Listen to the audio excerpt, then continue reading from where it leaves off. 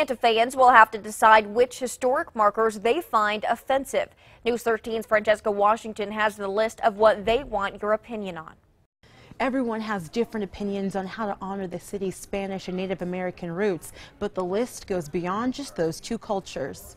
From war heroes to prisoners of war, pieces of Santa Fe's rich history can be found at the center of the city and off the beaten path. Over the thousands of years to build something we think is really unique. We're really proud of them. The city has just completed a review of all the historical markers funded by the city. Hundreds of items. There's about 3 pages worth of monuments and almost as many special events. An effort that started in response to the violent protest in Charlottesville. We're not always conscious of how we're talking about our history and the complex interplay of race that goes along with that. City staff has even counted murals, monuments, and even events.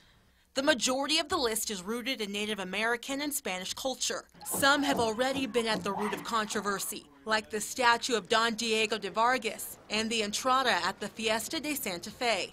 But the list doesn't just cover Spanish and Native American history. You forget about things or you learn about things that you didn't know were there. Even someone like me, who's the public information officer, had no idea there was a Japanese internment camp near Santa Fe during World War II. Another unique monument, the Homage to the Burro monument, honoring the history of burro carts and wood gathering. And a newer monument honoring Medal of Honor recipient Leroy Petrie, who fought in Afghanistan.